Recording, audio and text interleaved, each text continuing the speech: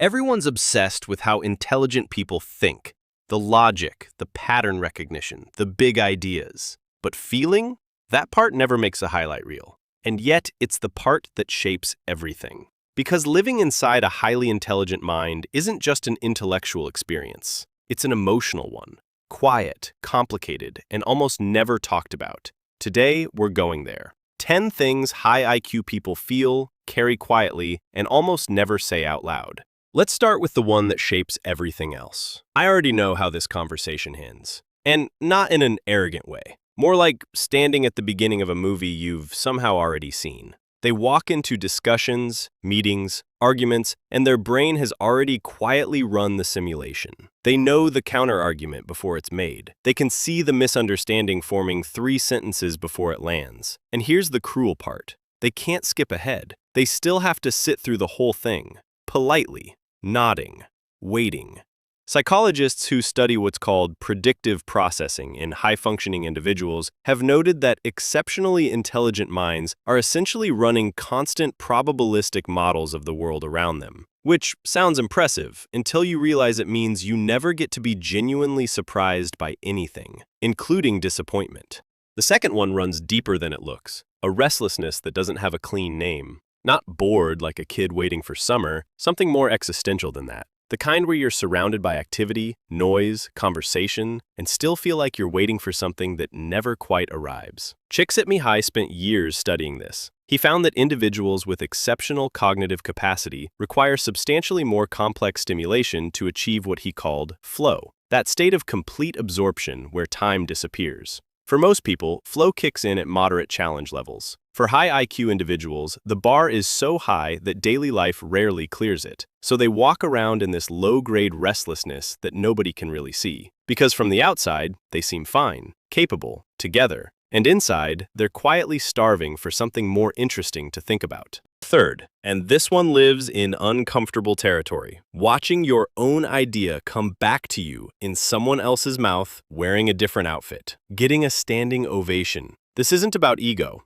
It's something subtler and honestly more painful than that. It's the disorientation of knowing exactly when an idea entered the room, and then watching the social machinery decide who it belongs to. Research on what social psychologists call idea attribution bias suggests that in group settings, credit tends to flow toward whoever has the most social visibility. For people who communicate in layered, complex ways, that's rarely them. And the feeling that never gets said out loud isn't anger. It's a kind of quiet grief, like being a ghost in your own story. Fourth, this one is lonelier than it sounds, not knowing how to want things simply. High IQ individuals often find that even their desires are complicated. They can't just want a job. They want a job that's meaningful, that uses their full capacity, that doesn't make them feel like they're betraying their own intelligence by showing up. They can't just want a relationship. They want connection that doesn't require them to constantly operate as a dimmed-down version of who they are. And because the world generally rewards people who want clearly defined, simple things, there's this chronic friction between how they move through life and how life expects them to move. Studies in personality psychology point to something called need for cognition, essentially the degree to which a person is intrinsically motivated by complex thinking. In people who score extremely high, the most basic life decisions become objects of genuine intellectual analysis, which sounds like a superpower, and it is, right up until you're 45 minutes deep into analyzing whether you actually want coffee or just the ritual of coffee, and you still haven't decided. 5. This one usually surfaces at 2 a.m., a kind of loneliness that doesn't make sense on paper. Not lonely because they lack people. Sometimes they're surrounded by people. Lonely because the version of them that exists in most social interactions is curated, slightly dimmed, carefully edited. The full thing is too much, too layered, too many rabbit holes, too many caveats, too many "but have you considered" moments that kill the vibe at every gathering they've ever attended. Research in social identity theory suggests that individuals who feel significant discrepancy between their authentic self and their presented self report higher levels of chronic loneliness, regardless of how socially active they are. For high IQ people, that gap is wide, and they feel it every single day, even if they've never found the exact words for it. 6. This is the one that creates the most internal damage. Sitting on the right answer and choosing, deliberately, not to say it.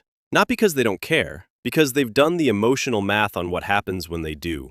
They've felt that specific sting of being correct and unwelcome simultaneously. They've learned, usually through a series of completely avoidable social disasters, that being right and being accepted in a room are sometimes mutually exclusive propositions. So they hold it. They watch the group move towards something less accurate, less efficient, less everything. And underneath the polite nod, there is something that feels remarkably like mourning. Not for the idea, for the version of themselves that still believed speaking up was always worth it. 7. This one is almost funny. Almost. Simultaneously the most and least confident person in any given room. High IQ individuals often carry what researchers call calibrated uncertainty. The smarter you are, the more clearly you can see the edges of your own knowledge. So while they may be extraordinarily capable in their domain, they're also acutely aware of everything they don't know, every variable they haven't accounted for, every way the whole thing could unravel. Bertrand Russell observed that the fundamental problem isn't ignorance, it's that people with the least understanding tend to be the most certain, while the more someone actually knows, the more they feel the weight of their own doubt. These individuals live that paradox daily, projecting confidence in rooms that require it, while privately running quiet anxiety spirals about whether they've actually thought of everything. They have not. Nobody has. But they're the only ones losing sleep over it. 8.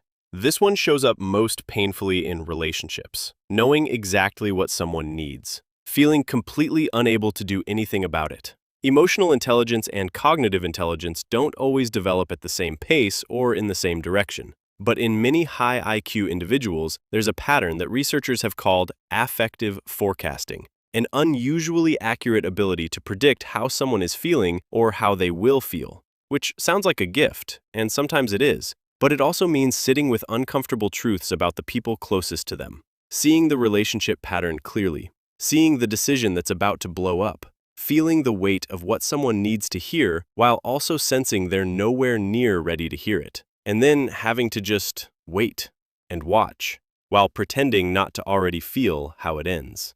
That specific flavor of helplessness is deeply underrated. 9 is the quietest one. At some point they went deep enough into their own mind that the surface stopped feeling entirely real when they came back. Not in a concerning clinical sense, more like the world started looking thinner somehow, less automatically meaningful. Like they'd seen behind enough curtains that choosing to enjoy the show required actual effort. Researchers in existential psychology note that high cognitive engagement with abstract meaning-making can sometimes erode what they call naive realism, the comfortable assumption that the world is basically what it appears to be. Once that goes, enthusiasm has to be rebuilt manually.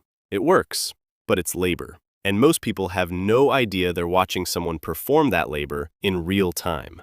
And 10, the one underneath all the others. Nobody has ever encountered the whole thing. Not really, because the whole thing comes out in pieces, in rare conversations, in late nights, in moments when the edit function briefly fails. And even then, most people catch a glimpse and default back to the version they were already comfortable with. The capable one, the one who has answers, the one who seems fine. High IQ individuals often carry this persistent sense of existing just slightly beyond the frame of how others see them. Not invisible exactly, more like perpetually slightly off camera, seen, but only in outline, known, but only in parts. And the feeling underneath that, the one that almost never gets spoken, is a quiet and very human ache to be met somewhere closer to the middle, not admired from a distance, actually met. So if any of this landed somewhere specific for you, that's not an accident. These aren't abstract psychological curiosities. They're the felt texture of a particular kind of mind moving through a world that wasn't entirely designed for it. And maybe knowing that someone else has mapped the territory, even a little, makes it feel slightly less like you invented the whole problem yourself. Tell me in the comments which one felt uncomfortably accurate. I'll see you in the next one.